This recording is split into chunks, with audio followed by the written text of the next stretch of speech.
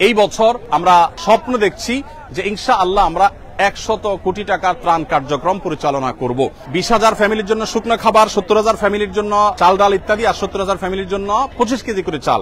আমরা 37 metric ton, আপনারা অনেকে শুনেছেন যে ভুসি দিচ্ছি গরুর খাদ্য হিসাবে। ক্ষুদ্র ব্যবসায়ী, কৃষক এবং মৃত মানুষদের জন্য ব্যাপকভাবে আমরা কাজ করবো ইনশাআল্লাহ। আমাদের শুরুতে যেখানে 1 টাকাও ছিল না, সেখান থেকে এতদূর যে আল্লাহ তাআলা এনেছেন, ইনশাআল্লাহ ল্যান্ডমার্কে আল্লাহ তাআলা নিবেন, এটা আমার বিশ্বাস।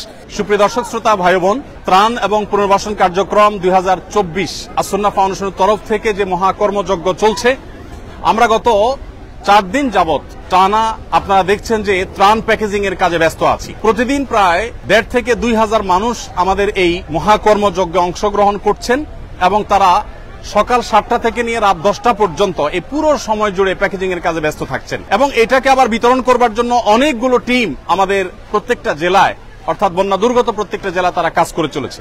আমাদের নতুন করে যে কার্যক্রম পরিচালনা করার সিদ্ধান্ত আমরা গ্রহণ করেছি তা হলো 20,000 ফ্যামিলির জন্য শুকনো খাবার, 70,000 ফ্যামিলির জন্য চাল ডাল ইত্যাদি, আর 70,000 ফ্যামিলির জন্য 25 কেজি করে চাল। এটা 50,000 ছিল, গতকালকে আমরা এটাকে 20,000 করে প্লাস করেছি। সেই সাথে পুনর্বাসনের জন্য 5,000 এর সিদ্ধান্ত এখনো আছে। সেই সাথে আমাদের যে নতুন করে যে জিনিসগুলো আমরা যুক্ত করেছি সেটা হলো যারা ছোটখাটো ব্যবসা করেছেন এবং ক্ষতিগ্রস্ত হয়েছেন তাদেরকে আমরা পুঁজি দিয়ে তাদের ব্যবসা আবার দাঁড় করাবার জন্য আমরা সহযোগিতা করতে চাই। কোনো ক্ষুদ্র ঋণ নয়, কোনো সুদ বা সুদমুক্ত সুদযুক্ত কোনো ঋণ নয়। আমরা তাদেরকে স্রেফ সরাসরি ডোনেশন দিয়ে তাদেরকে আমরা তাদের ব্যবসাটাকে পুনর্গঠন করবার জন্য সহযোগিতা করতে চাই। কৃষক ভাইরা যারা ক্ষতিগ্রস্ত হয়েছেন তাদেরকে আমরা 2022-এর বন্যায় 1000 কৃষককে 5,000 করে টাকা আমরা দিয়েছি। এবছর আমরা পরিকল্পনা করেছি কৃষক ভাইদেরকে কাউকে 5,000, কাউকে 10,000, ক্ষতির রেশিও অনুযায়ী হয়তো আমরা ইনশাআল্লাহ সহযোগিতা করব। কৃষক ভাইদের সহযোগিতাটা বিভিন্নভাবে হতে পারে। একজন মানুষ 2টা গরু পালতেন বা 1টা গরু পালতেন, গরুটা মারা গেছে, আমরা তাকে বাছুর কিনে দিব যাতে করে তিনি আবার শুরু করতে পারেন। সেই সাথে যারা মারা গেছেন অথচ ফ্যামিলিটা তার উপরে নির্ভর করত, আমরা তাদেরকে ইনশাআল্লাহ তাদের ফ্যামিলির সদস্যদেরকে স্বাবলম্বী হওয়ার জন্য একটা উপায় আমরা বের করে দিব ইনশাআল্লাহ তাআলা। তাহলে নতুন করে আমাদের ক্ষতিগ্রস্ত ক্ষুদ্র ব্যবসায়ী, কৃষক এবং মৃত মানুষদের পরিবারদের জন্য আমরা ইনশাআল্লাহ বিশেষভাবে পুনর্বাসন কার্যক্রম পরিচালনা করব। সর্বসাকুল্যে আমরা যেটি ভাবছি তা হলো আসন্না ফাউন্ডেশনের তরফ থেকে এই বছর আমরা স্বপ্ন দেখছি যে ইনশাআল্লাহ আমরা 100 কোটি টাকার ত্রাণ কার্যক্রম পরিচালনা করব। ইতোমধ্যে আমাদের খাদ্য সামগ্রী ইত্যাদি প্রায় 2 থেকে 2,500 মেট্রিক টন ইতোমধ্যে বিতরণ করার পরিকল্পনা চূড়ান্ত হয়ে গেছে। এটা বিতরণ হওয়ার পথে, বিতরণ হবে ধীরে ধীরে, কিন্তু চূড়ান্ত হয়ে গেছে। এর বাইরে ক্ষুদ্র ব্যবসায়ী, কৃষক এবং মৃত মানুষদের জন্য ব্যাপকভাবে আমরা কাজ করবো ইনশাআল্লাহ এবং স্থায়ীভাবে বন্যা পরবর্তী যে পদক্ষেপগুলো সেগুলো নেওয়ার জন্য আমরা কিছু ব্যবস্থা গ্রহণ করব, কিছু ইকুইপমেন্ট নেব যেগুলো পরবর্তীতে আমাদের কাজে আসবে। যেমন ফেনীতে আমরা দেখেছি যোগাযোগ ব্যবস্থা ভেঙে পড়েছে, অথচ আমাদের ওয়াকিটকি ছিল না, আমরা সেগুলো ইনশাআল্লাহ করব। তো সর্বসাকুল্যে আমরা যেটি স্বপ্ন দেখছি তা হলো 100 কোটি টাকার ত্রাণ কার্যক্রম ইনশাআল্লাহ সুন্নাহ ফাউন্ডেশন থেকে ইনশাআল্লাহ এবছর আমরা পরিচালনা করব। ওলামায়ে কেরাম অনেকে এসেছেন আমাদেরকে কাজ করবার জন্য। উনি গত 3 দিন যাবত মাশাআল্লাহ ত্রাণ কাজে সহযোগিতা করছেন। সাইফুল্লাহ ভাই তো প্রথম দিন থেকে, শুক্রবার থেকে শুরু করেছেন, প্রতিদিন অসুস্থ শরীর নিয়ে তিনি আসছেন এবং সহায়তা করছেন আলহামদুলিল্লাহ। আমরা আপনাদেরকে জানিয়ে রাখতে চাই প্রিয় দর্শক, আমরা 37 মেট্রিক টন, আপনারা অনেকে শুনেছেন যে ভুসি দিচ্ছি গরুর খাদ্য হিসাবে এবং স্যানিটারি ন্যাপকিন থেকে শুরু করে নিয়ে বাচ্চাদের জন্য প্রয়োজনীয় জিনিসপত্র দিচ্ছি এবং নতুন করে আমরা বেশ কিছু কাপড় চোপড় দিচ্ছি।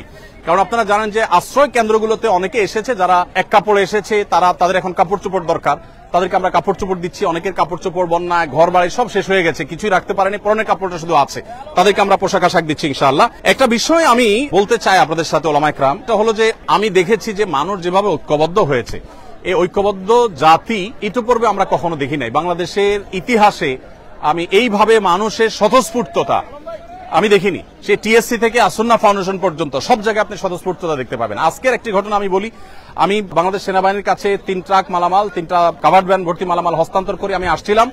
একটা অটো রিকশার পেছনে দেখলাম লেখা আছে একটা কাগজে, বন্যার্তদের পাশে দাঁড়ান।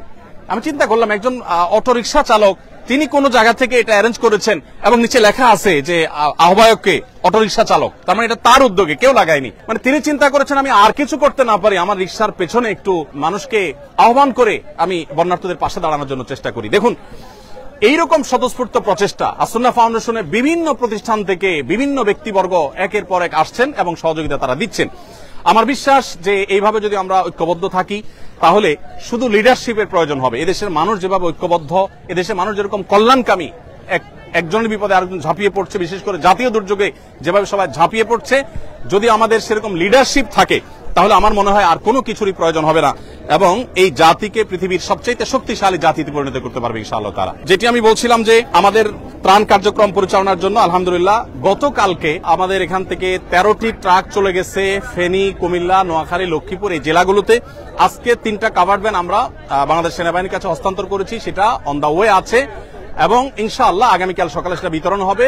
তার একটা ট্রাক বিতরণ হবে সিলেটে বন্যা দুর্গত এলাকায়, আরেকটা চট্টগ্রামে, আরেকটা কুমিল্লাতে। ফেনীতে আমরা 3টা ট্রাক মাল সেনাবাহিনীর কাছে গত পরশুদিন হস্তান্তর করে আসছি। গতকালকে এবং পরশুদিন আমাদের যে সমস্ত কার্যক্রম চলেছে কুমিল্লা, চাঁদপুর, নোয়াখালী, লক্ষ্মীপুরে, আমি একটু সামারিটা আপনাদেরকে শোনাতে চাই। ফেনীতে আমাদের যে ত্রাণ কার্যক্রম গতকাল সারাদিন ধরে হয়েছে সেটা হলো 6868টি পরিবারকে আমরা ত্রাণ পৌঁছেছি। তার মধ্যে দাগনভূঞা, সোনাগাজী, ফেনী সদর, ফুলগাজী এই থানাগুলো ছিল। আর নোয়াখালীতে 4430 ত্রাণের প্যাকেট আমরা পৌঁছিয়েছি কবিরহাট, সেনবাগ, কোম্পানিগঞ্জ এবং বেগমগঞ্জে। সেই সাথে কুমিল্লাতে আমরা 4920 প্যাকেট ত্রাণ বিতরণ করেছি লাঙ্গলকোট, 14 গ্রাম, বুড়িচং, কুমিল্লা সদর, লাকসাম এবং মনোহরগঞ্জে। লক্ষ্মীপুরে আমরা 1600 ত্রাণের প্যাকেট বিতরণ করেছি কমলনগরে এবং চাঁদপুরে আমরা ফরিদগঞ্জে 1650টি প্যাকেট আমরা বিতরণ করেছি। সর্বসাকুল্যে এই কয়েকটা জেলা আমরা গতকালকে 19468 গতকালকে এবং পরশু হয় কিছু ছিল সম্ভবত 19468 প্যাকেট আমরা বিতরণ করেছি। আর এর বাইরে সেনাবাহিনীর মাধ্যমে যে সমস্ত এলাকা আমরা যেতে পারছি না, যেমন ছাগলনাইয়া, পরশুরাম থানা, ফেনীর এবং যে সমস্ত জেলাতে আমরা যেতে পারছি না, সেগুলোতে বাংলাদেশ সেনাবাহিনীর মাধ্যমে আমরা পৌঁছে দিচ্ছি। তো আমি আবার আপনাদেরকে বলে রাখতে চাই যে আসুন্নাহ ফাউন্ডেশন থেকে আলহামদুলিল্লাহ আমরা এবছর 100 কোটি টাকার ত্রাণ এবং পুনর্বাসন করার পরিকল্পনা হাতে নিয়েছি।